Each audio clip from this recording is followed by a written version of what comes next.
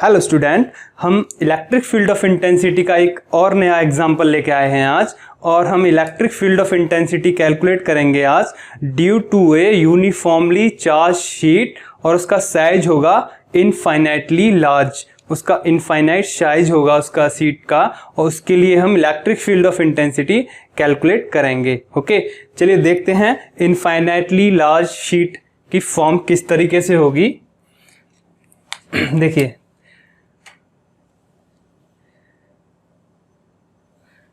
Suppose मान लेते हैं ये एक शीट है जिसका साइज है इनफाइनाइट साइज है। इनफाइनाइट मीन्स ये इस डायरेक्शन में इनफाइनाइट तक जाएगी, इस डायरेक्शन में भी ये इनफाइनाइट तक जाएगी, इस साइड में भी, और इस साइड में भी ये इनफाइनाइट साइज है इसका, और इधर भी इसका साइज इनफाइनाइट है। ओके, तो ये इनफाइनाइट साइज है शीट का, और इसकी वजह से हमें electric field of intensity calculate करना है। सपोज एक पॉइंट P है। ओके, इस शीट से ये x डिस्टेंस पर है, ये पॉइंट, ये x डिस्टेंस पर पॉइंट है P। r डिस्टेंस पे मान लेते हैं, चलिए r डिस्टेंस पे एक पॉइंट P है इस शीट से। ओके, शीट से r डिस्टेंस पे एक पॉइंट P है, यहां हमें electric field of intensity calculate करना है। तो ये जो डिस्टेंस है r, ये सब जगह से होगी सेम, यहां से यहां से यहां से कुछ इस तरीके से ये शीट रखी हुई है, लाइक दिस। ओके, इस तरीके से ये शीट रखी हुई है, और इसकी वजह से हमें electric field of intensity calculate करना है। आप इसे ऐसे समझ सकते हैं, जैसे ये इनफाइनाइटली साइज की ये शीट है एक, इसका साइज है इनफाइनाइट साइज है, यहाँ भी साइड इनफाइनाइट है, इधर भी इनफाइनाइट है, इधर भी इनफाइनाइट है, और ये इस साइड में भी इनफाइनाइट है, और ये इस तरीके से कुछ रखी हुई है शीट। और इससे ये P पॉइंट है यहाँ पे x r डिस्टेंस पे ये पॉइंट P है, यहाँ इस पॉइंट पे हमें electric field of intensity calculate करना है। तो ये जो डिस्टेंस है ये r थ्रू आउट क्या रहेगी, कांस्टेंट। ठीक है, तो इसे कुछ इस तरीके से हम दिखा रहे हैं यहाँ पे, क्योंकि यहाँ दिखा नहीं सकते इसे, 3D साइज में है ये। तो ये r डिस्टेंस जो है सब जगह से सेम है, तो P पॉइंट जो है r डिस्टेंस पे है इस शीट से।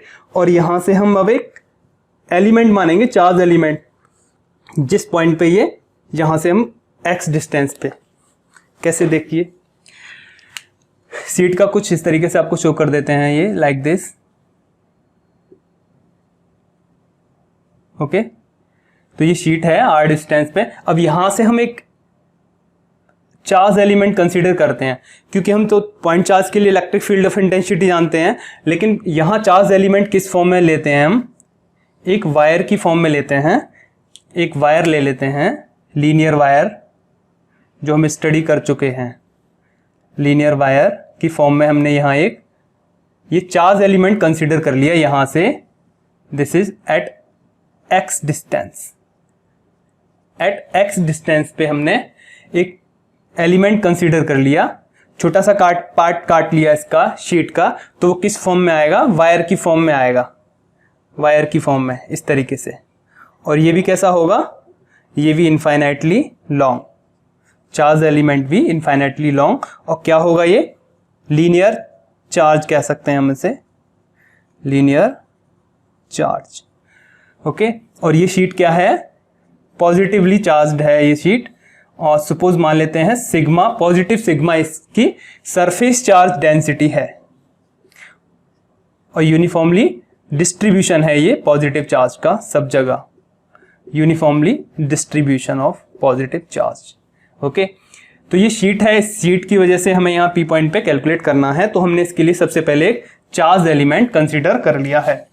ओके, चार्ज एलिमेंट हमने कंसीडर कर लिया है लीनियर वायर की फॉर्म में, क्योंकि हम तो एक लीनियर वायर के लिए तो जानते हैं electric field of intensity at point P, suppose at distance x।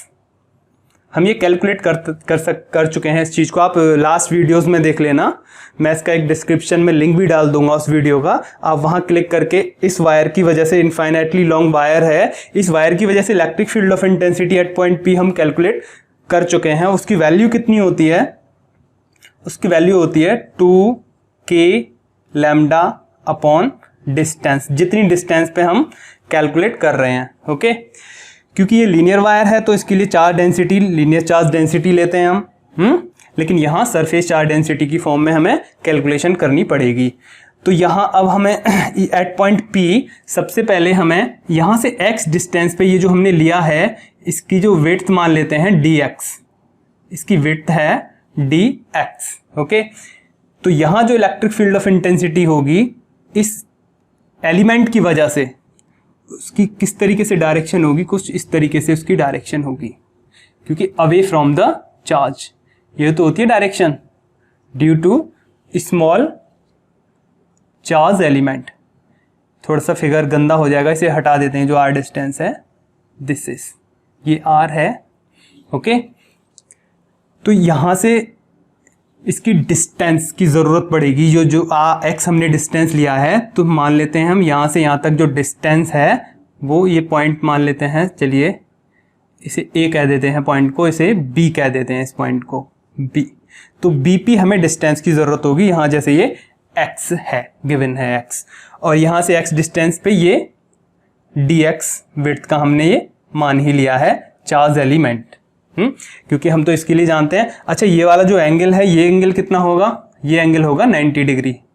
Okay, because sheet कुछ इस तरीके से रखी हुई है ना, ऐसे रखी हुई है शीट, और ये लाइन है जो r को डिनोट कर रही है। r यहाँ से कुछ इस तरीके से हम एलिमेंट लेंगे, इससे थोड़ा सा इस साइड में, है ना, यहाँ पॉइंट है, यहाँ से इस साइड में, तो ये क्या कितना एंगल सबटेंड होगा? ये जो एंगल है ये 90 डिग्री ही तो एंगल सबटेंड होगा। This angle is 90 degree.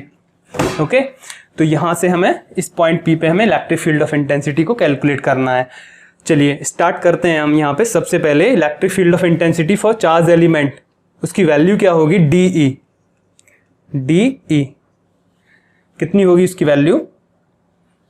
देखिए E क्या है यहाँ पे, एक वायर के लिए हमने यहाँ गिवन किया है, तो लेकिन चार्ज एलिमेंट के लिए कैसे देंगे इस वैल्यू को? DE की वैल्यू जो होगी, सबसे पहले हम एक चीज़ और देखते हैं। यहाँ इसके बहुत सारे कंपोनेंट्स होंगे, यहाँ से एक कंपोनेंट आएगा कुछ इस तरीके से, वो DE को गिवन करेगा ना, DE ऐसे देगा। लेकिन यहाँ मान लेते हैं ये एंगल अगर थीटा है तो ये एंगल भी क्या हो जाएगा? थीटा, हॉरिजॉन्टल से। तो इसका ये DE का ये कंपोनेंट होगा DE cos थीटा, वही पैरेलल कंपोनेंट, और एक होगा vertical component DE sin theta, है ना। ऐसे ही अगर एलिमेंट यहाँ से हम कंसीडर करते हैं, उसकी डायरेक्शन कुछ इस तरीके से जाएगी, तो इसका पैरेलल कंपोनेंट क्या होगा? DE cos थीटा एक और एक होगा perpendicular component DE sin theta, है ना, और DE cos थीटा इसमें ऐड हो जाएगा। तो ऐसे ही बहुत सारे चार्ज एलिमेंट में बहुत छोटे छोटे कंपोनेंट्स भी होंगे, उनकी वजह से इलेक्ट्रिक फील्ड ऑफ इंटेंसिटी की डायरेक्शन जो होगी वो कुछ पैरेलल कंपोनेंट आएंगे, कुछ परपेंडिकुलर कंपोनेंट्स आएंगे। तो ये जो इक्वल एंड अपोजिट होंगे तो ये कंपोनेंट्स क्या हो जाएंगे?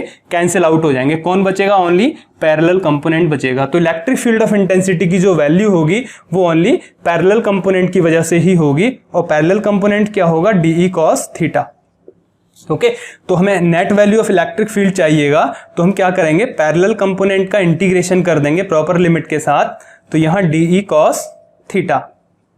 ओके, और DE की वैल्यू कितनी होगी? DE क्या है? चार्ज एलिमेंट है, और चार्ज एलिमेंट क्या है? लीनियर वायर की फॉर्म है। तो लीनियर वायर की वजह से जो इलेक्ट्रिक फील्ड ऑफ इंटेंसिटी होगी किस डिस्टेंस पे, यहाँ ये पॉइंट B है तो BP, ये पॉइंट P है तो BP डिस्टेंस पे इलेक्ट्रिक फील्ड ऑफ इंटेंसिटी की वैल्यू क्या है? DE है। तो कैसे निकालेंगे इसे?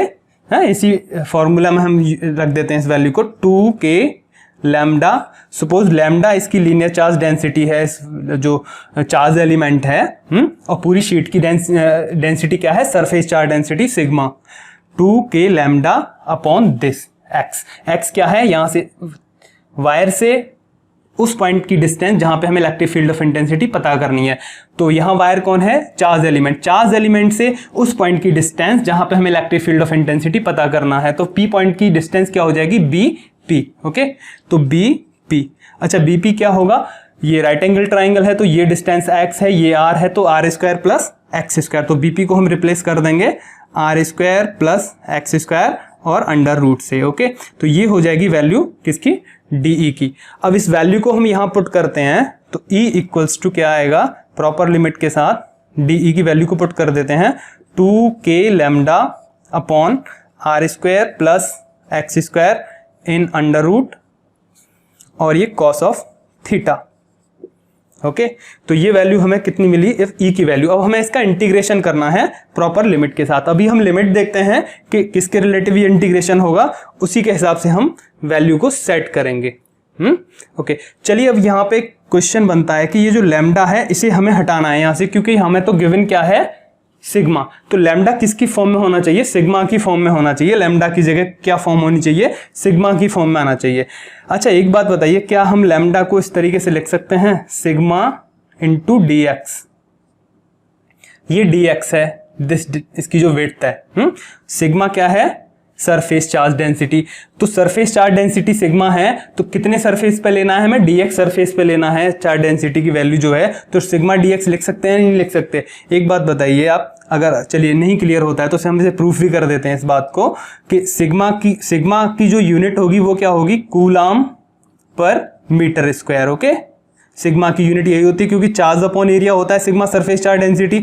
ये क्या है डीएक्स, इसकी यूनिट क्या होगी मीटर। तो मीटर से ये कैंसिल होगा तो कौन बचा, कूलाम पर मीटर। तो कूलाम पर मीटर कौन सी क्वांटिटी होती है, coulomb per metre. Coulomb per metre Q upon L, lambda ही तो होता है। ओके तो यूनिट से हम सेटिस्फाई करा सकते हैं इस क्वांटिटी को कि ये रिलेशन ठीक है। ओके और एक और तरीका है इसका, हम उस तरीके से भी इसे दिखा सकते हैं। कैसे दिखाएंगे, देखिए कि यहाँ ये जो गिवन है, अगर हम लैम्डा को इस तरीके से लिख सकते हैं, क्यू को हम लिख सकते हैं, चार्ज को हम लिख सकते हैं डी क्यू। सपोज इस पे चार्ज है, चार्ज एलिमेंट पे डी क्यू चार्ज है, तो हम उसे लिख सकते हैं सिग्मा डी एस, क्योंकि सिग्मा इक्वल्स टू क्या होता है, टोटल चार्ज अपॉन उसका सरफेस एरिया, या फिर D Q upon D S, है ना। तो यहाँ से हम इस तरीके से लिख सकते हैं इसे डी क्यू को। ये डी क्यू सिग्मा की फॉर्म में फॉर्मूला है। ओके अच्छा sigma into D S, D S क्या है, सरफेस एरिया। अगर इसकी डी एक्स इसकी विड्थ है, छोटा सा एलिमेंट यहाँ पे डी एल लेंथ का मानते हैं, तो एरिया कैसे निकालेंगे, विड्थ इंटू लेंथ, है ना। लेंथ इंटू विड्थ कर दो या फिर विड्थ इंटू लेंथ कर दो, D x into D L. तो डी क्यू दिस, और डी एल को हम यहाँ इसके नीचे हटा ले आए, यहाँ पे डी एल को यहाँ ले आए यहाँ से हटा के, तो क्या हो जाएगा, ये पार्ट क्या कहलाएगा, lambda. Lambda equals to sigma D X. तो हम ऐसे भी इसे बता सकते हैं कि lambda equals to sigma D X से हम इसे लिख सकते हैं, पुट कर सकते हैं यहाँ इस वैल्यू को। तो चलिए इसे ट्रांसफर कर देते हैं, 2k sigma D X upon R square plus X square in under root, this is cos of theta. Okay चलिए इसे हटा देते हैं यहाँ से, इस पार्ट को, इसका भी कोई यूज नहीं है, इसे भी हटा लेते हैं यहाँ से। ओके तो ई को हम यहाँ कैलकुलेट कर रहे हैं। ओके एक चीज देखिए, अब यहाँ पे हम इंटीग्रेशन जो कर रहे हैं, यहाँ एक्स के पार्ट में आ रहा है एक्स, और ये क्या है यहाँ पे थीटा। फिलहाल ये एक्स की फॉर्म में है इंटीग्रेशन, तो इसकी जो लिमिट होंगी, देखिए ये इनफाइनाइटली लॉन्ग वायर है, पी पॉइंट पे हम जब इलेक्ट्रिक फील्ड इंटेंसिटी पता करते हैं इनफाइनाइटली लॉन्ग वायर से, तो जो एंगल्स होते हैं वो क्या होते हैं, आप वीडियो में देखना, जो linear charge infinitely long wire है उसके लिए जो एंगल है, ये एंगल क्या होता है π/2, और ये एंगल क्या होता है -π/2। आप इसे पढ़ चुके हो, -π/2 टू π/2। ओके तो यहाँ हम एंगल्स को लिख सकते हैं, नहीं लिख सकते, क्योंकि एक सिंपल वायर होता है तो उसके लिए ये एंगल होता है इस तरीके से θ1, और ये एंगल θ2 इस पॉइंट पर अगर ये वायर है तो। और अगर ये इनफाइनाइटली लॉन्ग वायर है तो ये इस तरीके से चले जाते हैं ना, θ1 और θ2 क्या आते हैं π/2। तो इनफाइनाइटली लॉन्ग वायर ही तो होगा ये चार्ज एलिमेंट।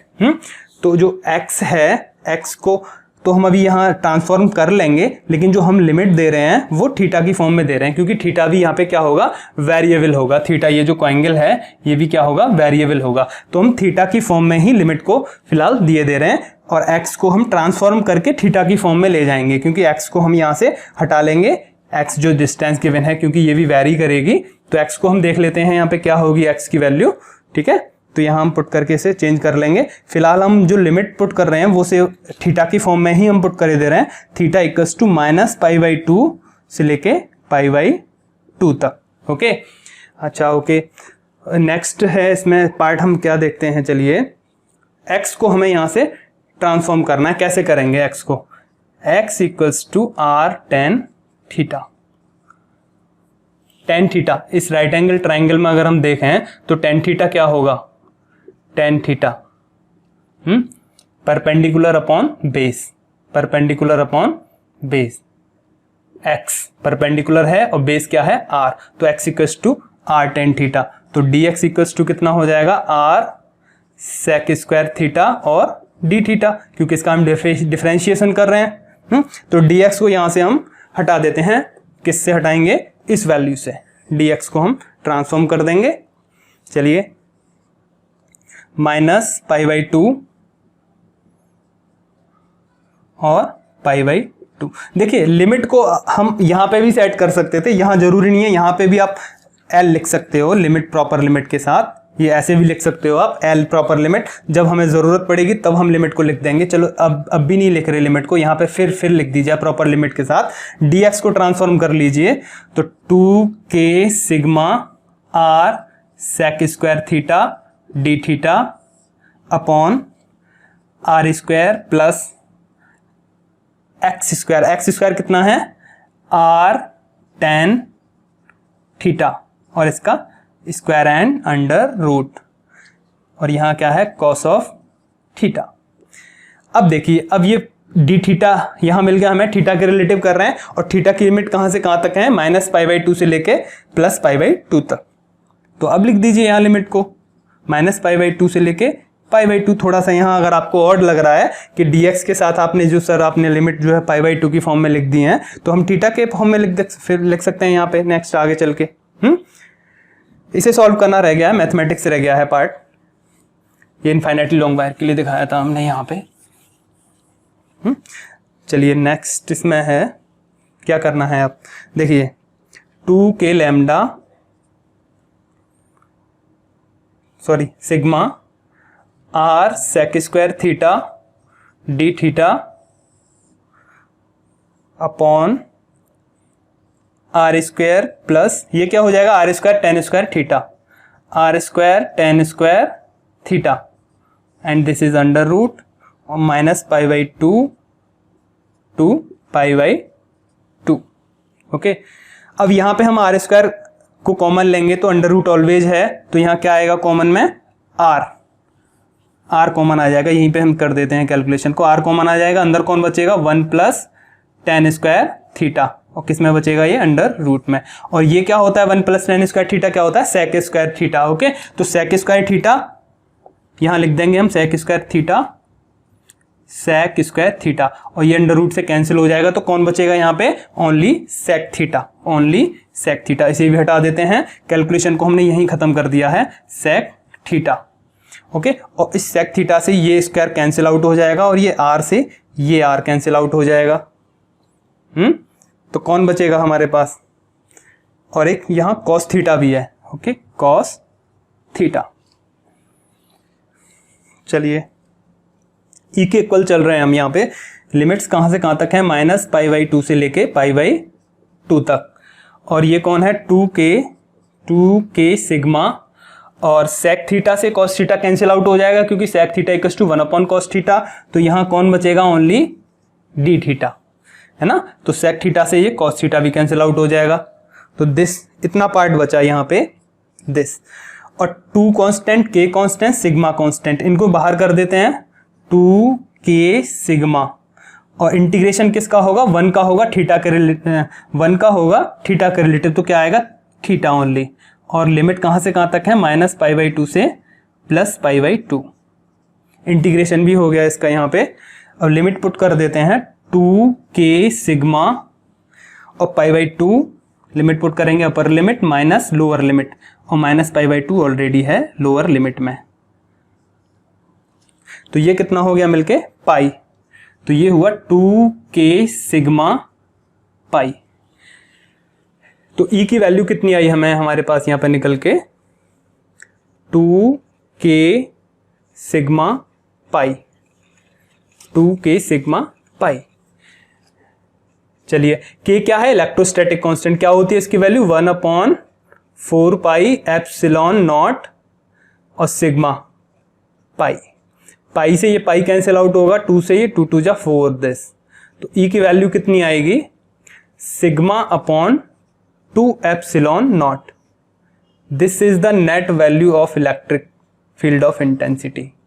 ये इलेक्ट्रिक फील्ड ऑफ इंटेंसिटी की नेट वैल्यू होगी, और ओनली परपेंडिकुलर कंपोनेंट्स की वजह से होगी। तो डायरेक्शन क्या होगी इसकी, अवे फ्रॉम द शीट और परपेंडिकुलर टू द शीट, जिस एक्सिस पे हम पता करेंगे।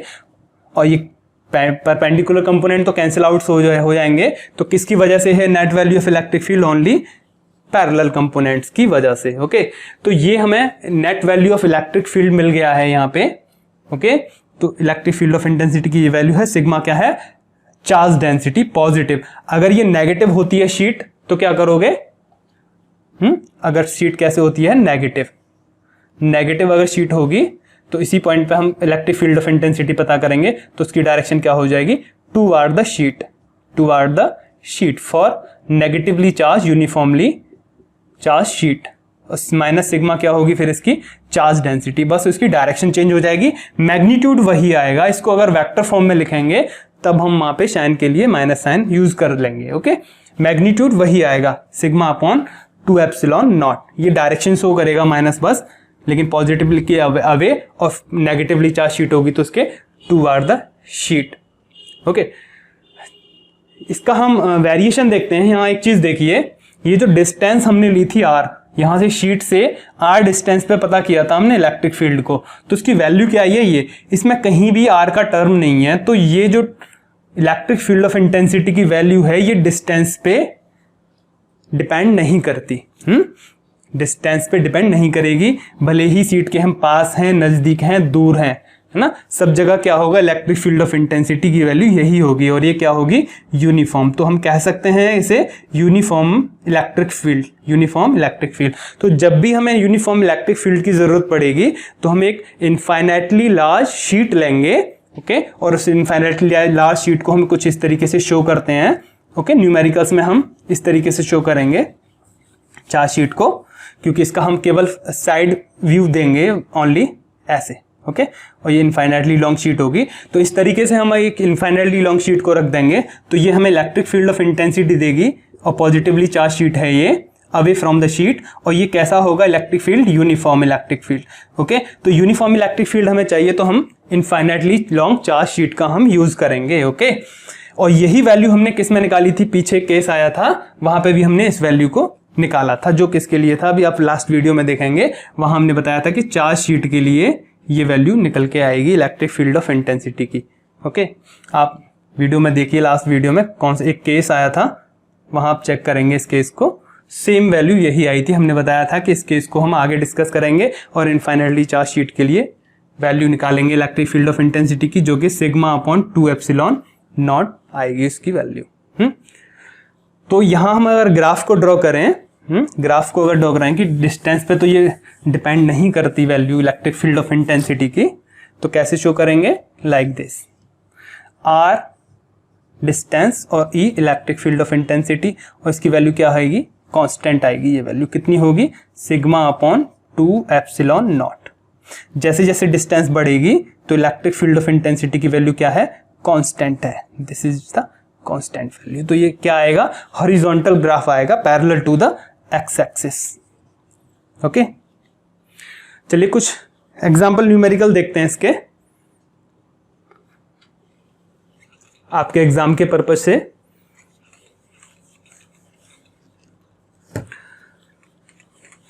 छोटे छोटे न्यूमेरिकल्स आ जाते हैं इसके एग्जाम्स में।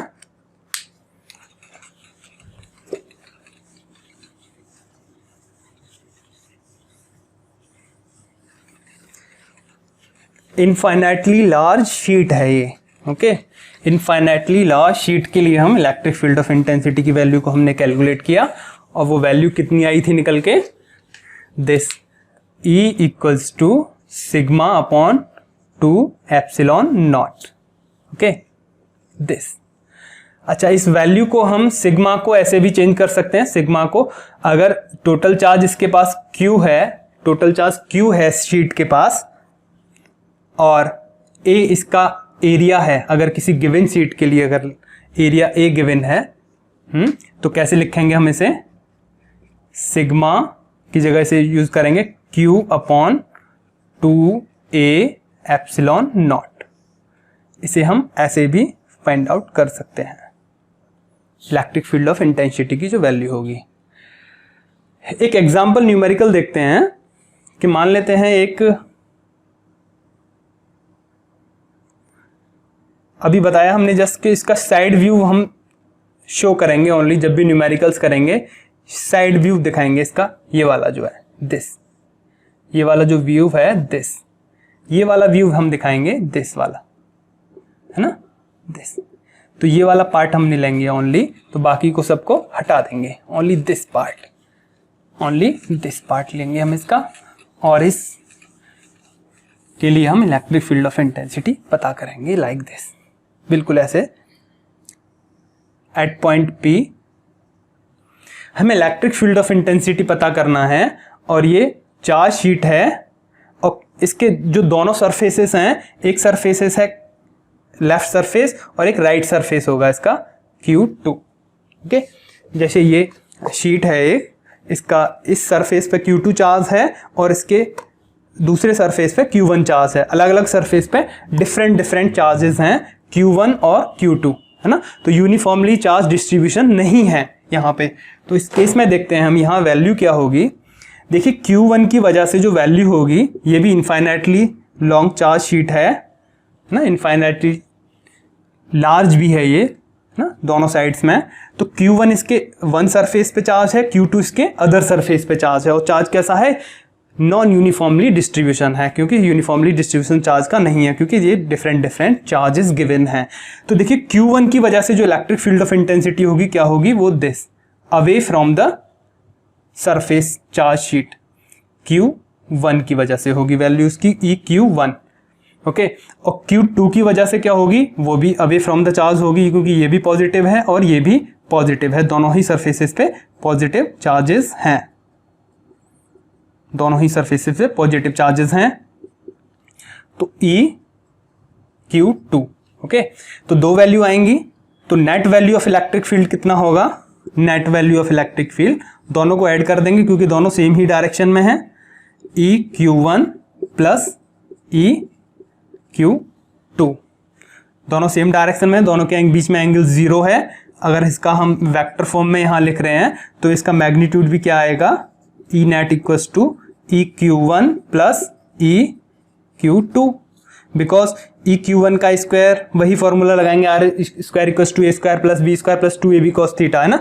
cos थीटा क्या है, थीटा क्या है, 0 होगा, तो वहां क्या होगी वैल्यू 2EQ1 2EQ2, फिर वो क्या होगा EQ1 प्लस EQ2 का होल स्क्वायर, और वो होल स्क्वायर किससे कैंसिल आउट हो जाएगा, अंडर रूट से कैंसिल आउट होगा, तो ये मैग्नीट्यूड आएगा निकल के। तो डायरेक्टली हम इनको ऐड कर सकते हैं। तो EQ1 कितना होगा, Q1 चार्ज की वजह से लाइक दिस, इसका हम यूज कर लेंगे यहाँ पे। तो Q1 upon 2A epsilon not plus EQ2 कितना होगा, Q2 upon 2A epsilon not. ए इसका हम सरफेस एरिया ले लेंगे। अगर गिवन सरफेस एरिया अगर ए गिवन है वहां पे, ओके, ऐड कर दो सिंपल यहाँ पे, तो क्या आएगा, ये वैल्यू कॉमन आ जाएगा, कौन, 2A एप्सिलॉन नॉट और Q1 plus Q2 E net. तो देखिए Q1 प्लस Q2 क्या है, इसको हम Q कह सकते हैं क्योंकि ये टोटल चार्ज है इस शीट पे। क्या है इसकी वैल्यू, Q1 प्लस Q2। तो this is Q upon, this is not pi, this is A, 2A epsilon naught.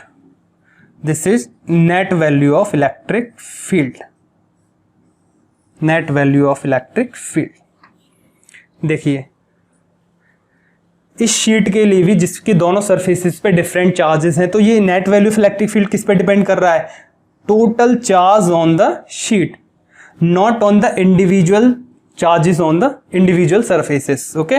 तो टोटल चार्ज कितना है सरफेसेस पे उस पे डिपेंड करता है net value of electric field. तो भले ही ये यूनिफॉर्मली चार्ज हो या नॉन यूनिफॉर्मली चार्ज हो, ओके, तो जो इलेक्ट्रिक फील्ड ऑफ इंटेंसिटी है वो सेम रहनी है उसकी वैल्यू, ओके।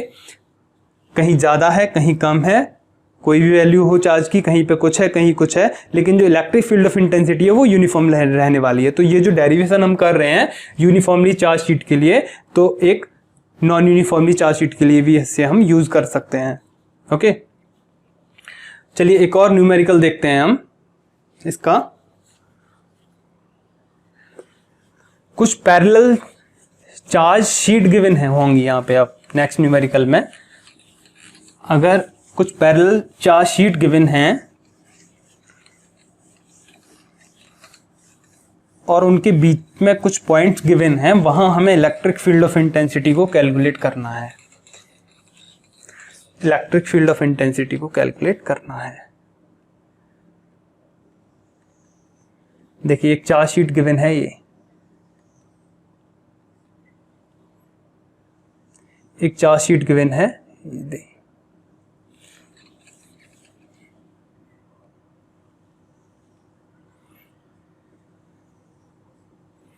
और एक दिस।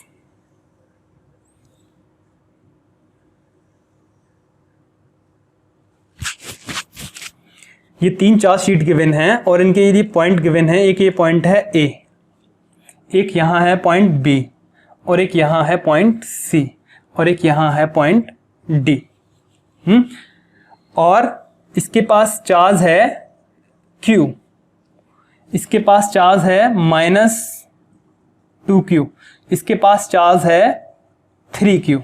ओके, ये पॉजिटिव चार्ज है, ये नेगेटिव चार्ज है, और ये पॉजिटिव चार्ज है, पॉजिटिवली चार्ज है। डिफरेंट डिफरेंट चार्जेस हैं तीनों ही सीट के पास। और हमें इन पॉइंट्स पे A, B, C और D, इन पॉइंट्स पे हमें इलेक्ट्रिक फील्ड ऑफ इंटेंसिटी को कैलकुलेट करना है।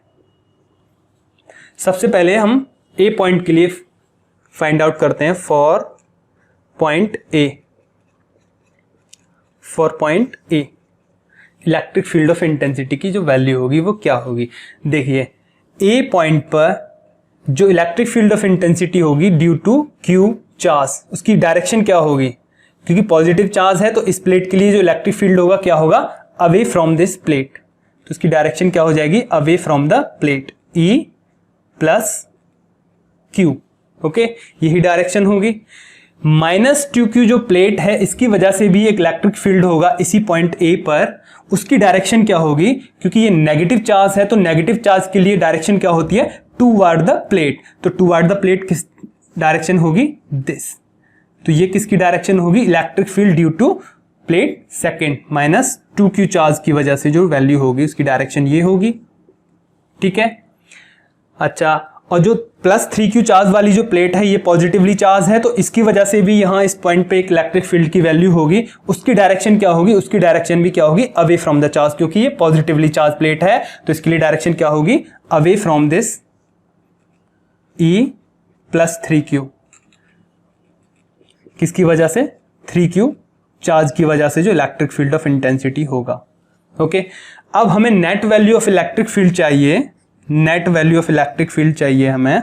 तो हम कैसे लिखेंगे इसे, electric field due to +Q charge plus electric field due to -2Q charge plus electric field due to +3Q charge. सबका हमने क्या ले लिया, vector sum according to principle of superposition. Okay, ये हम कैलकुलेट कर चुके हैं, ये चीज हम जानते हैं।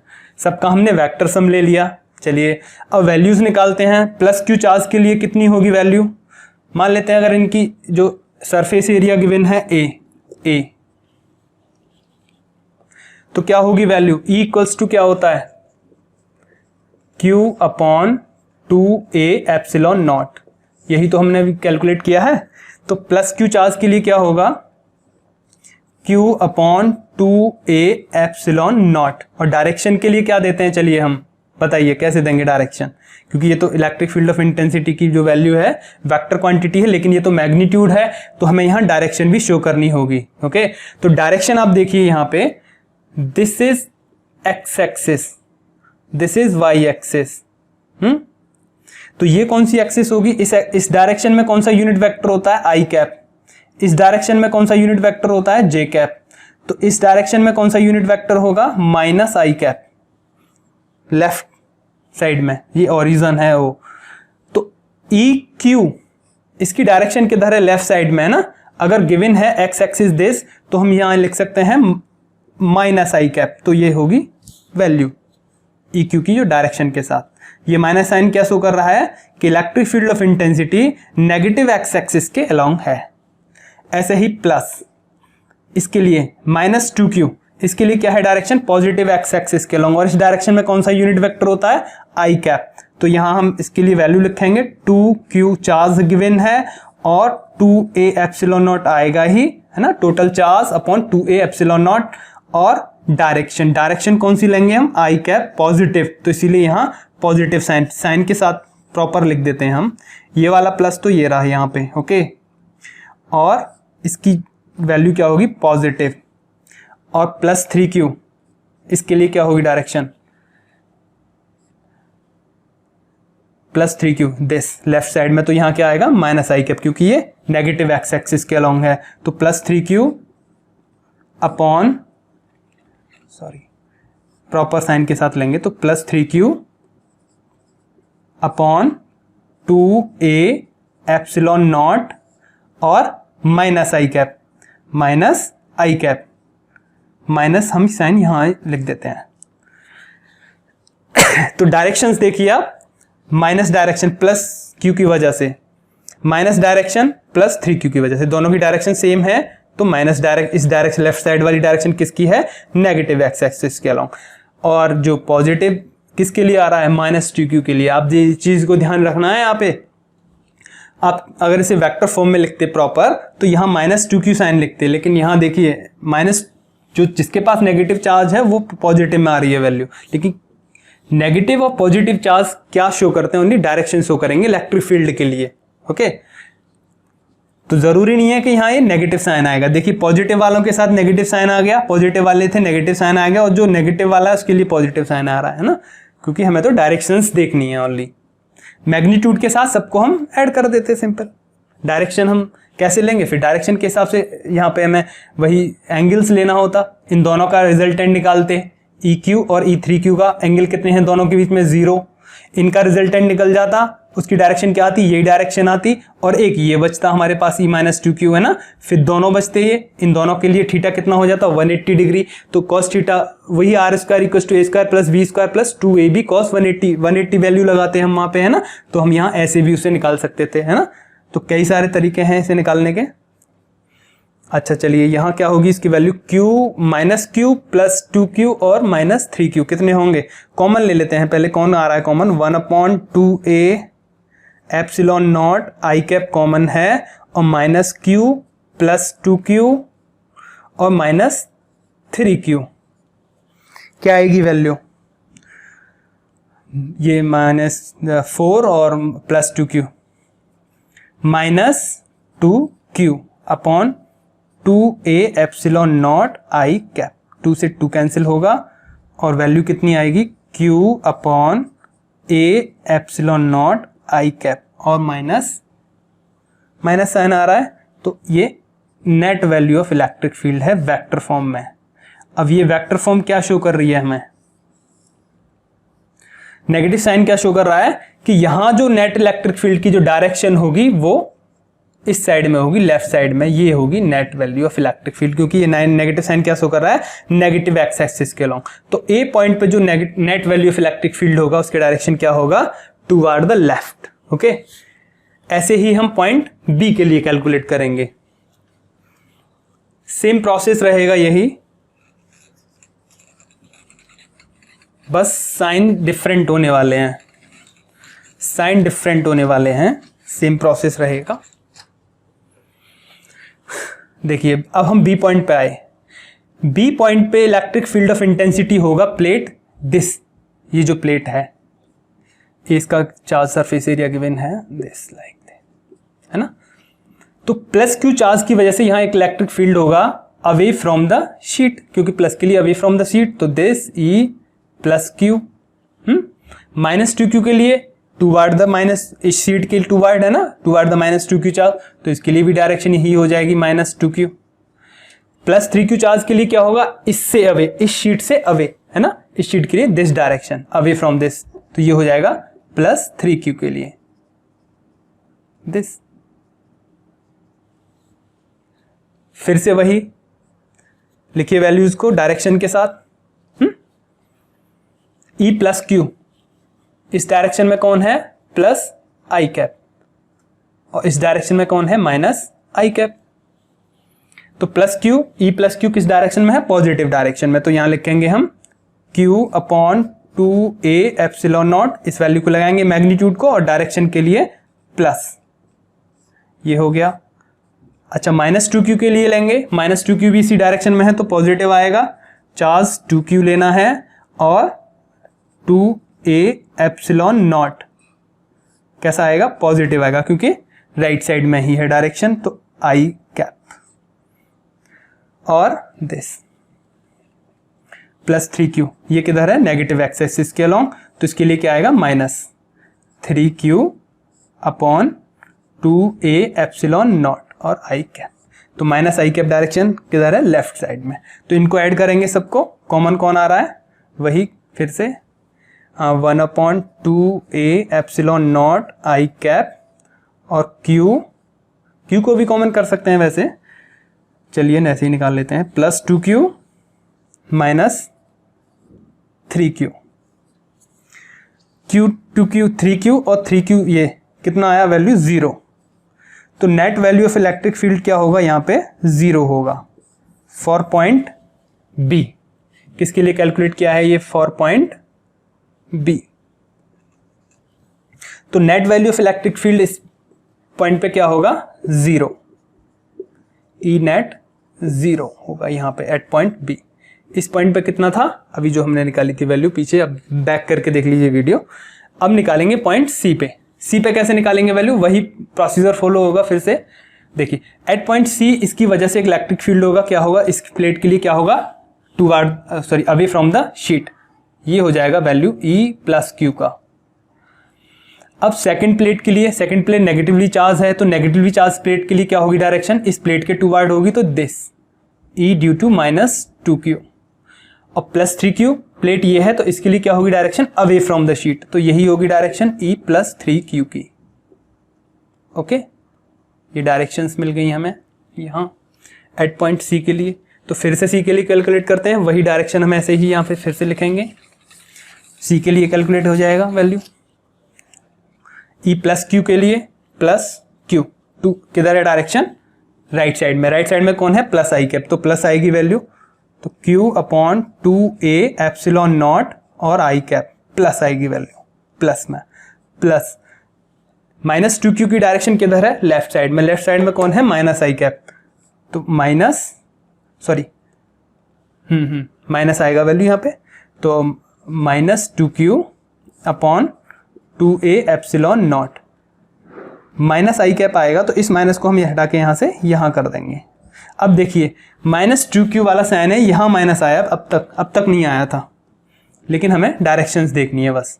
+3q के लिए डायरेक्शन नेगेटिव लेफ्ट साइड में, लेफ्ट साइड किधर है? -i कैप की साइड में, तो क्या आएगी value? 3q upon 2a epsilon not, यहाँ कौन आएगा? माइनस और आई कैप। चलिए फिर से वही कॉमन ले लेते हैं, 1/2a एप्सिलॉन नॉट और आई कैप, कौन बचेगा यहाँ? q -2q और -3q, 3 to 5 and -4, तो -4q upon 2a epsilon naught I cap and 2 to the 4, तो ई नेट कितनी वैल्यू आएगी? -2q upon a epsilon naught I cap. This value is the net electric field at point C. कहाँ calculate किया हमने value को? At point C. तो C point पे जो वैल्यू होगी उसकी डायरेक्शन किधर होगी? नेगेटिव आई कैप, तो नेगेटिव एक्स एक्सिस के अलाउ, तो ये होगी direction net value of electric field की। वैल्यू कितनी होगी? This -2q upon a epsilon not magnitude में, लेकिन उसके साथ आई कैप लगा देंगे तो डायरेक्शन मिल जाएगी, net value of electric field. ऐसे ही हम पॉइंट डी पे कैलकुलेट करेंगे। चलिए डी पे चेक करते हैं। एट पॉइंट डी, देखिए डी पॉइंट पे सबसे पहले +q चार्ज की वजह से इलेक्ट्रिक फील्ड होगा, तो इसके लिए क्या होगी direction?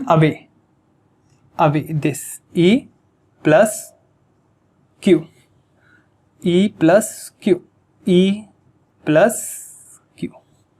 Second plate negatively charge है, तो इसके लिए डायरेक्शन क्या होगी, टुवर्ड दिस प्लेट, तो डायरेक्शन हो जाएगी दिस, किसके लिए, E माइनस 2q चार्ज के लिए, है ना। प्लस 3q चार्ज की वजह से क्या होगी direction, away from this plate, तो डायरेक्शन क्या होगी, away from this plate, E plus 3q charge के लिए इलेक्ट्रिक फील्ड। डायरेक्शंस हमें मिल गई। अब हमें फिर से वही फॉलो करना है प्रोसेस। E प्लस क्यू के लिए डायरेक्शन किधर है, राइट में कौन है, प्लस आई, तो वैल्यू Q कितना है, Q only for this plate, Q upon 2a epsilon naught, और डायरेक्शन के लिए टुवर्ड राइट, तो I cap positive plus 2q charge की डायरेक्शन किधर है, टुवर्ड दिस लेफ्ट में कौन है, माइनस आई, तो 2q upon 2a epsilon naught और माइनस आई कैप आएगा इनटू में, तो माइनस को हम यहां से यहां ले आएंगे दिस। फिर प्लस 3q के लिए डायरेक्शन किधर है, अवे है ना, राइट साइड में प्लस में आएगी ये वैल्यू, किस में आएगी, प्लस में आएगी ये वैल्यू, कितनी हो जाएगी 3q चार्ज के लिए, तो 3q charge upon 2a epsilon naught और टुवर्ड राइट कौन है, प्लस आई कैप, तो प्लस आई कैप आएगा इनटू में, और प्लस तो यहाँ सिंपल है ही, कोई जरूरत ही नहीं है, प्लस को तो कैसे भी कर दो। अब क्या करना है, फिर से वही कॉमन 1/2a एप्सिलॉन नॉट और आई कैप इंटू आई कैप और q माइनस 2q और प्लस 3q, क्योंकि q और 3q राइट साइड में है, दोनों ही पॉजिटिव हैं। q 3q 4q minus 2q कितना आया, 2q upon 2a epsilon naught I cap and 2 cancel out, तो E net value of electric field कितना आएगा, q upon a epsilon naught I cap, positive आ रही है ये value, it means net value of electric field की direction किधर होगी, at point D toward right, ये होगा net value of electric field, और वैल्यू कितनी होगी इसकी, q upon a epsilon naught और आई कैप दिस, ये वैल्यू यहाँ 0, यहाँ जो वैल्यू आई थी उसको वीडियो में बैक करके देख लेंगे आप कितनी वैल्यू आई थी। तो हमने point A, point B, point C, point D, सारे पॉइंट्स पे हमने इलेक्ट्रिक फील्ड ऑफ इंटेंसिटी की वैल्यू को कैलकुलेट किया है इस न्यूमेरिकल में। ओके, आपको ये जनरलाइज हो रहा होगा टॉपिक, एक आध और न्यूमेरिकल देख लेते हैं। देखिए एक न्यूमेरिकल है, थोड़ा सा मैकेनिक्स के साथ देखते हैं एक न्यूमेरिकल को। क्लास 11th में आपने मैकेनिक्स पढ़ा था, उस मैकेनिक्स को लेके हम एक न्यूमेरिकल देखते हैं यहाँ।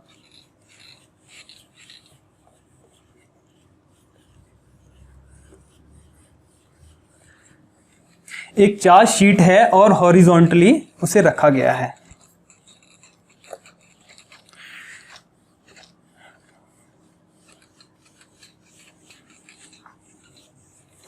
एक पॉजिटिवली चार्ज शीट लेते हैं,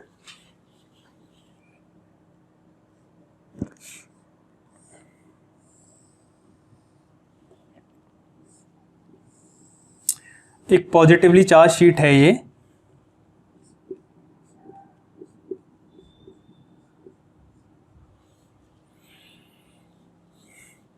और एक पार्टिकल है जिसका मास है m मास है एक पार्टिकल का, और इसके पास चार्ज है -q, और इस पार्टिकल को यहां से प्रोजेक्ट किया जाता है विद वेलोसिटी u, और थीटा एंगल पे यहां से हम उसे प्रोजेक्ट करते हैं, है ना, यहां से फेंकते हैं हम उसे इस पार्टिकल को, तो वो क्या करेगा, प्रोजेक्टाइल मोशन करेगा। क्यों करेगा प्रोजेक्टाइल मोशन, ये गिवन है क्वेश्चन में कि वो प्रोजेक्टाइल मोशन कर रहा है, और क्यों करेगा प्रोजेक्टाइल मोशन वो तो आप समझ सकते हो क्यों करेगा। देखिए ये क्या है, माइनस चार्ज है, ये शीट है, इस शीट की वजह से जो इलेक्ट्रिक फील्ड होगा इसकी डायरेक्शन क्या होगी, यही तो डायरेक्शन होगी, अपवर्ड। लेकिन जो चार्ज है -q चार्ज इस प्लेट की डायरेक्शन में अट्रैक्ट होगा ना टुवर्ड द प्लेट, जैसे हम इसे फेंकेंगे जिस भी पॉइंट पे जाएगा ये -q चार्ज है ना, तो ये पॉजिटिव चार्ज क्या इसे अट्रैक्ट करेगा, तो एक फोर्स लगेगा इलेक्ट्रिक फोर्स, और डाउनवर्ड इलेक्ट्रिक फोर्स लगेगा। और यहां हमने ग्रेविटेशनल फोर्स को इग्नोर किया है इस क्वेश्चन में, ग्रेविटेशनल फोर्स को हमने यहां इग्नोर किया है, ग्रेविटेशन को इग्नोर किया है यहां पे। तो इलेक्ट्रिक फोर्स लगेगा, अट्रैक्शन का होगा, उसकी डायरेक्शन क्या होगी, डाउनवर्ड होगी, है ना। तो बिल्कुल एक ये कैसे काम कर रहा है कि यहाँ एक हमने एक बॉल है, m मास की एक बॉल है, हमने उसे इस तरीके से फेंका है और डाउनवर्ड डायरेक्शन में कौन है, ग्रेविटेशनल फील्ड, है ना। बिल्कुल आइडेंटिकल केस है कि नहीं है ये, है ना। एक बॉल को हम फेंक रहे हैं और u वेलोसिटी से और थीटा एंगल पे, इनिशियल वेलोसिटी u है, तो ग्रेविटेशन फोर्स लगता है तो प्रोजेक्टाइल मोशन करता है, ये आप क्लास 11th में पढ़ चुके हैं। ऐसे ही यहाँ पे ग्रेविटेशन की जगह कौन सा फोर्स लग रहा है, यहाँ ग्रेविटेशन फोर्स लग रहा है, तो यहाँ पे इलेक्ट्रिक फोर्स है, वो ग्रेविटेशन का काम कर रहा है। इसमें जो फील्ड फोर्स कौन है, यहाँ पे इलेक्ट्रिक फोर्स है ना, वो डाउनवर्ड डायरेक्शन में है लगा हुआ, क्योंकि ये नेगेटिव चार्ज है ना। अगर ये पॉजिटिव चार्ज होता तो इसकी डायरेक्शन डाउनवर्ड नहीं होती, क्योंकि ये अपवर्ड डायरेक्शन में ये रिपेल्ड करता है इससे। तो यहां हम पूछना चाहते हैं, ये पूछना चाह रहे हैं यहाँ पे कि ये टाइम कितना लगेगा, एक प्रोजेक्टाइल का जो टाइम है ये कितना टाइम होगा, इसे यहां से लेके यहां तक इसे पहुंचने में कितना टाइम लगेगा प्रोजेक्टाइल का, time of the projectile. Time of the projectile आप पढ़ चुके हो, कितना होता है 2u sin theta upon g। ये पढ़ चुके हो, g क्या है यहाँ पे, ग्रेविटेशनल एक्सीलरेशन होता है इस केस में, है ना। और ये अगर मैक्सिमम हाइट भी पूछ सकता है h, ये कितनी होती है, u square sine square theta upon 2g, है ना। और ये रेंज भी पूछ सकता है कि ये कितनी दूर तक जाएगा, रेंज वाला फॉर्मूला क्या होता है, u square sine 2 theta upon g, है ना। ये आप पढ़ चुके हो क्लास 11th में तीनों ही फॉर्मूला। तो यहां इस केस में पूछ रहा है ये कि इस ऑब्जेक्ट को जो नेगेटिवली चार्ज है, इसके पास -q चार्ज है, m इसका मास है, इसे हम यहां से प्रोजेक्ट करते हैं एंगल थीटा और विद वेलोसिटी u, तो ये कितना टाइम लेगा इस प्रोजेक्टाइल में, यहां से लेके यहां तक कितना टाइम लेगा, और मैक्सिमम हाइट कितनी ये लेगा, ये मैक्सिमम हाइट कितनी लेगा, ये h मैक्सिमम, ये जो हाइट है ये कितनी लेगा ये। और r कैसे कैलकुलेट करेंगे, जो r होगा range, horizontal range, this r है ना, दिस इज r, और टाइम, इन सबको हमें कैलकुलेट करना है। तो हम कैसे कैलकुलेट करेंगे, देखिए u वही रहेगा, थीटा वही रहेगा जिस एंगल पे हम उसे फेंकेंगे, है ना, u सब में सेम रहेगा। चेंज कौन होना है यहाँ पे, यहाँ ग्रेविटेशनल एक्सीलरेशन तो है नहीं, यहाँ एक्सीलरेशन किसकी वजह से होगा, इलेक्ट्रिक फोर्स की वजह से होगा, है ना। इलेक्ट्रिक फोर्स की वजह से एक्सीलरेशन होगा, तो हमें किसकी वैल्यू यहाँ देंगे, हम ओनली g की वैल्यू नहीं देंगे, यहाँ क्या देंगे हम, acceleration due to electric force. तो g की जगह कौन आ जाएगा, acceleration due to electric force. तो g की जगह कौन आ जाएगा, electric field due to electric force. अब acceleration due to electric force कैसे निकलेगा, एक्सीलरेशन क्या होता है, फोर्स अपॉन मास। तो फोर्स कौन है यहाँ पे, इलेक्ट्रिक फोर्स, तो electric force upon mass. Electric force को आप कैसे लिखेंगे, मैग्नीट्यूड में, q इसका चार्ज है, q e इसका फील्ड है, ये जो शीट है, और m माइनस क्यू ई नहीं करेंगे क्योंकि हम यहाँ केवल मैग्नीट्यूड ले रहे हैं, ओके, माइनस साइन नहीं लेंगे। f को देखो ध्यान रखो, f को इक्वल्स टू हम माइनस क्यू ई कब लिखेंगे, जब हम वेक्टर साइन में लिखेंगे, ओके। लेकिन मैग्नीट्यूड में क्या हो जाएगा, इसका जब मैग्नीट्यूड करेंगे तो माइनस का क्या हो जाएगा, प्लस, तो क्यू ई इसका भी मैग्नीट्यूड, तो फिर क्या होगा, एफ क्यू ई। तो ओनली क्या यूज किया हमने, क्यू ई, ओके। तो नेगेटिव साइन और पॉजिटिव साइन वेक्टर फॉर्म में आते हैं, और ये साइन बताते हैं कि यहाँ पे वेक्टर फॉर्म इस तरीके से है, नेगेटिव है, कौन किसके अपोजिट है या कौन किसके अलोंग है। ई क्या है, electric field intensity due to this charge sheet, और चार्ज शीट के लिए हम इलेक्ट्रिक फील्ड ऑफ इंटेंसिटी अभी जस्ट कैलकुलेट करके आ रहे हैं। अगर इसका सिग्मा चार्ज डेंसिटी है तो सिग्मा अपॉन क्या आई थी वैल्यू, 2 एप्सिलॉन नॉट, जस्ट हमने कैलकुलेट किया है एक शीट के लिए, है ना, इनफाइनाइटली लॉन्ग चार्ज शीट है अगर ये, तो कितनी होगी इसकी वैल्यू, दिस। तो ई को हम यहां पुट करेंगे तो क्या आएगी value, sigma 2 epsilon naught upon M, और this is Q sigma upon 2 M epsilon naught. तो ये हमें मिल गया electric field, acceleration due to electric field. कितनी आई है value, sigma Q sigma upon 2m epsilon naught this. तो इस एक्सीलरेशन को हम यहां पुट करेंगे इस जगह, तो a इज गिवन s, तो बिल्कुल सेम यही वैल्यू आएगी, a e is given s। a e की वैल्यू हम यहां लिख देंगे, कैसे लिखेंगे इसे, q sigma upon 2m epsilon naught this. तो ये हो जाएगा टाइम पीरियड इसका, है ना दिस। कितना टाइम लेगा ये टोटल, सॉरी टाइम पीरियड नहीं, कितना टाइम लेगा, टाइम ऑफ प्रोजेक्टाइल। ऐसे ही ए ई को हम यहां से कैसे लिखेंगे, Q sigma upon 2m epsilon naught, और ये 2 कैंसिल हो जाएंगे तो इन्हें हटा देते हैं हम यहां से।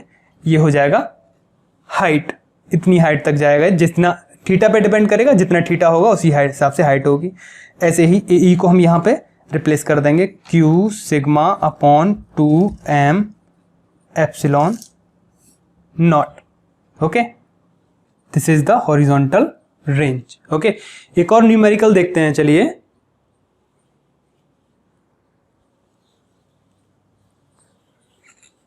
तो देखिए एक न्यूमेरिकल गिवन है, a block having mass m, एक ब्लॉक है जिसका मास m है, एंड चार्ज q, और इसका चार्ज q है, इस ब्लॉक का चार्ज है इसके पास प्लस q चार्ज है, is resting on a frictionless plane. ये फ्रिक्शनलेस प्लेन है, यहाँ कोई फ्रिक्शन नहीं है, at a distance d from fixed large non conducting infinite sheet. ये इनफाइनाइट शीट है जिसका साइज क्या है, इनफाइनाइट, और ये कैसी है, non conducting sheet. Okay, of uniform charge density minus sigma means ये नेगेटिवली चार्ज्ड शीट है और नॉन कंडक्टिंग है। ओके, इसका भी मीन्स समझते हैं, नॉन कंडक्टिंग क्या क्या मीन्स रहेगा यहाँ। As shown in figure is given, figure given है इस क्वेश्चन में, assuming that collision of the block with sheet is perfectly elastic. इस ब्लॉक का जो कोलिजन होगा इस शीट के साथ वो परफेक्टली इलास्टिक है। इसका भी मीन समझते हैं क्या होगा। Find the time period of the oscillatory motion of the block. उसका टाइम पीरियड बताना है उसका ऑसिलेटरी मोशन का, अगर ये ऑसिलेटरी मोशन करेगा ब्लॉक तब। इज इट SHM, क्या ये सिंपल हार्मोनिक मोशन भी है, ये भी हमें यहाँ पे शो करना है कि ये है या फिर नहीं है। देखिए सॉल्यूशन देखते हैं। ये चार्ज है, क्यू चार्ज है इसके पास, ये negatively charge non conducting sheet है। देखिए अभी हमने जो सीखा था वो प्लेट कंडक्टिंग या नॉन कंडक्टिंग ऐसा तो कुछ हमने वहां केस नहीं बताया था, है ना, केवल शीट कहा था हमने, कंडक्टिंग नॉन कंडक्टिंग ऐसा कोई हमने केस नहीं लिया था। देखिए शीट थिन होगी, पतली शीट होगी, है ना, इसके पास जो चार्ज गिवन है भले ही ये कंडक्टिंग है या नॉन कंडक्टिंग है ना, एक पतला सा पेज होता है उसे हम भले ही कंडक्टिंग ले लें प्लेन या फिर नॉन कंडक्टिंग ले लें, है ना, मटेरियल अलग अलग ले सकते हैं कंडक्टिंग नॉन कंडक्टिंग, लेकिन जो चार्ज है वो तो उसके सरफेस पे ही रहेगा, है ना। बहुत पतली शीट है और नॉन कंडक्टिंग है तो जो चार्ज गिवन होगा वो कहाँ रिसाइड करेगा, वो उसके सरफेस पे ही रहेगा क्योंकि बहुत पतली है, उसके वॉल्यूम में तो जाएगा नहीं। अगर वो मोटी होती शीट तो उसके वॉल्यूम में चला जाता वो चार्ज, हो ना। तो जो इलेक्ट्रिक फील्ड ऑफ इंटेंसिटी की वैसे भी वैल्यू जो है डिस्ट्रीब्यूशन पे डिपेंड नहीं करती। अभी हमने न्यूमेरिकल में ये चीज़ भी देखी थी। अगर वो थिक भी होगी प्लेट तो भी वो इनफाइनाइटली, अगर लॉन्ग लार्ज है थिक प्लेट लेते हैं, अगर मोटी प्लेट लेते हैं नॉन कंडक्टिंग तो वो चार्ज होगा वो उसके अंदर इनसाइड चला जाएगा, है ना। बट वो इनफाइनाइटली लार्ज है शीट, है ना, उसके लिए जो फील्ड होगा वो सेम रहेगा, कोई मैटर नहीं करेगा कि भले ही वो थिक इनफाइनाइट शीट थिक है या फिर थिन है या फिर कंडक्टिंग है या फिर नॉन कंडक्टिंग है। जो वैल्यू है इलेक्ट्रिक फील्ड ऑफ इंटेंसिटी की वो वही रहने वाली है जो भी हमने कैलकुलेट की थी। क्या कैलकुलेट की थी, sigma upon 2 epsilon naught. Okay, यही वैल्यू यहाँ पे रहेगी। माइनस साइन जो है सिग्मा के साथ ये हम वेक्टर फॉर्म में यूज करेंगे। इसका मीन्स क्या है, डायरेक्शन। तो डायरेक्शन हमने ले ली, क्या है डायरेक्शन, टुवर्ड द प्लेट। ये इलेक्ट्रिक फील्ड ऑफ इंटेंसिटी की डायरेक्शन वैसे भी गिवन है क्वेश्चन में, तो क्या होगी, टुवर्ड द प्लेट। तो इलेक्ट्रिक फील्ड जो है और जो फोर्स लगेगा इस पे कितना होगा, QE। इलेक्ट्रिक फोर्स कितना होगा, क्यू ई, क्योंकि ई की इक्वल टू क्या होता है, एफ अपॉन क्यू।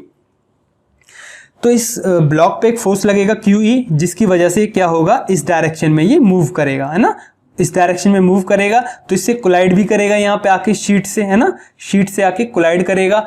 फिर क्या कह रहा है यहाँ पे ये, the collision of the block with the sheet is perfectly elastic, और जो कोलिजन होगा शीट के साथ ब्लॉक का वो परफेक्टली इलास्टिक है।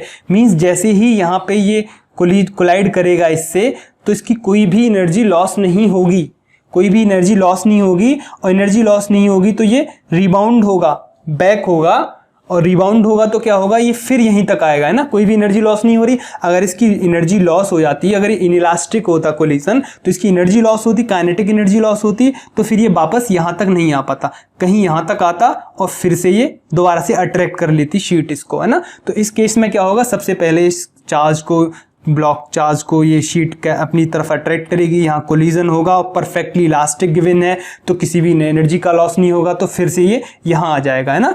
तो फिर जैसे ही ये यहाँ आएगा, यहाँ के रुक जाएगा, क्यों रुक जाएगा, क्योंकि इसकी एनर्जी जो है खत्म हो जाएगी, क्योंकि ये अट्रैक्ट कर रहा है इसे, शीट जो है, शीट अट्रैक्ट कर रहा है, फिर से ये अट्रैक्ट कर लेगी अपनी तरफ, फिर ये यहाँ आएगा, फिर परफेक्टली इलास्टिक होगा कोलिजन, है ना, फिर ये वापस आएगा, फिर बार बार ये इस तरीके से क्या करेगा, oscillatory motion. Okay, oscillatory motion कर रहा है, it means it is simple harmonic motion. Okay, तो हमें पता क्या करना है, यहाँ पे हमें पता करना है time period. Okay, time period, non conducting infinite sheet, is it, find the time period of oscillatory motion, this is given. तो ये हमें टाइम पीरियड इसका कैलकुलेट करना है इस न्यूमेरिकल में। चलिए, टाइम पीरियड कैलकुलेट करने के लिए हम मैकेनिक्स का यूज करते हैं। तो टाइम पीरियड के लिए क्या कैलकुलेट करते हैं, according to second equation of motion, ut plus half A T square, है ना, यही तो है मैकेनिक्स में। यहां देखिए डिस्टेंस s कितनी है, दिस इज d। इनिशियली इसकी इनिशियल वेलोसिटी क्या होगी, इसकी 0, इनिशियली ये रेस्ट में है ना, is resting on frictionless plane, है ना, रेस्ट में है, u 0 हो जाएगा। ए क्या है, एक्सीलरेशन ऑफ दिस ब्लॉक। तो एक्सीलरेशन किसकी वजह से होगा, इलेक्ट्रिक फील्ड की वजह से। तो इलेक्ट्रिक फील्ड की वजह से एक्सीलरेशन होगा तो क्या होगा, फोर्स अपॉन मास। फोर्स कौन सा होगा, इलेक्ट्रिक फोर्स। तो इलेक्ट्रिक फोर्स कितना गिवन है, Q E upon M. Okay, Q E upon M, और ई क्या है, इलेक्ट्रिक फील्ड ऑफ इंटेंसिटी, किसके लिए, शीट के लिए। शीट के लिए हम कैलकुलेट कर चुके हैं, क्या होती है, सिग्मा अपॉन 2 एप्सिलॉन नॉट। तो इसे हम यहां पुट कर देंगे, क्या आएगी वैल्यू, क्यू तो है ही, और ई की जगह sigma upon 2 epsilon naught upon mass. तो कितना हो जाएगा acceleration of due to electric field, acceleration हो जाएगा due to electric field Q sigma upon 2 M epsilon naught. Okay, A हो गया, ए मिल गया, एस मिल गया हमें, यू मिल गया, और ए ई मिल गया, acceleration due to electric field होगा यहाँ पे जो वैल्यू होगी ए की। और टी हमें कैलकुलेट करना ही है, टाइम, है ना। सबसे पहले हम टाइम जो यहाँ जो कैलकुलेट कर पाएंगे, टी जो होगा वो कहाँ से कहाँ तक का टाइम होगा। सपोज इस पॉइंट को ए मान लेते हैं, इसे बी मान लेते हैं, तो ए से लेके बी तक यही तो टाइम मिलेगा हमें इस इक्वेशन से, क्योंकि हम डी डिस्टेंस के लिए ले रहे हैं। तो यहाँ ए से लेके बी तक ये होगा टाइम टी। फिर ये वापस आएगा, तो टाइम पीरियड के लिए तो कंप्लीट ऑसिलेशन चाहिए, तो यहाँ से ये यहाँ तक जाएगा, फिर यहाँ से वापस आएगा, फिर टी टाइम लेगा। तो टाइम पीरियड कितना हो जाएगा इसका, 2t, है ना। तो t हम कैलकुलेट कर लेते हैं और फिर यहाँ पे हम पुट कर देंगे, तो टाइम पीरियड हमारा मिल जाएगा। तो स्मॉल t कैसे कैलकुलेट करेंगे, s की जगह हम यहाँ d पुट कर देते हैं, d equals to this is 0 plus half a कितना है, this is q sigma upon 2 m epsilon naught. Okay, a मिल गया और t स्क्वायर। चलिए, तो d ये कितना हो गया, q सिग्मा अपॉन 2 टू जा 4 m epsilon not t square. Okay, तो t कितना हो जाएगा, इसका मल्टीप्लाई कर देते हैं, cross multiply, this 4 m epsilon naught और d अपॉन सिग्मा, सॉरी यहाँ सिग्मा सिग्मा q है, एक दोनों ही सिग्मा लगे, q सिग्मा, और ये q सिग्मा, है ना, और t के इक्वल चल रहे हैं हम, इक्वल्स टू क्या मिल जाएगा हमें, t square, this is T square, तो हमें कौन चाहिए T, this is in under root. तो ये मिल गया हमें यहाँ पे टी की वैल्यू हमें मिल चुकी है। तो टाइम पीरियड को इसमें 2 से मल्टीप्लाई कर देंगे हम, तो क्या मिल जाएगा हमें, कौन मिल जाएगा हमें, time period T. Small T हमें मिल चुका है, तो capital T equals to 2t, तो 2 ओके, और टी की वैल्यू कितनी गिवन है 4m epsilon naught d upon q sigma. तो this is the time period of this oscillatory motion. Okay, तो इतना टाइम लेगा ये एक ऑसिलेशन के लिए। तो आज आपने इनफाइनाइट शीट के लिए पढ़ा। तो देखिए इनफाइनाइट शीट के लिए जो हमने इलेक्ट्रिक फील्ड कैलकुलेट किया है आज, उसकी वैल्यू कितनी आई थी, दिस वाज द वैल्यू। और इसे हमने किससे कैलकुलेट किया, bye integration method, integration method है ना, और कह सकते हैं हम उसे कूलाम्स लॉ का यूज करके, है ना। कूलाम्स लॉ की वजह से इलेक्ट्रिक फील्ड इंटेंसिटी, उसकी वजह से हमने लीनियर चार्ज वायर के लिए कैलकुलेट किया, और उसकी वजह से ही उसी को यूज करके हमने आज शीट के लिए यूज किया। लेकिन इसको वेरी इजीली भी हम कैलकुलेट कर पाएंगे, लेकिन तब जब हम गॉस लॉ को पढ़ लेंगे। अभी हम गॉस लॉ को पढ़ेंगे, है ना, तो गॉस लॉ से भी हम इसे इजीली कैलकुलेट कर सकते हैं। ठीक है, तो नेक्स्ट एडवांस लेक्चर्स में हम पढ़ेंगे, एडवांस लेक्चर्स जैसे जैसे चलेंगे गॉस लॉ आएगा, वहां पे हम फिर से कैलकुलेट करेंगे electric field of intensity due to infinite large sheet. Okay, तो आज के लिए इतना ही, थैंक यू।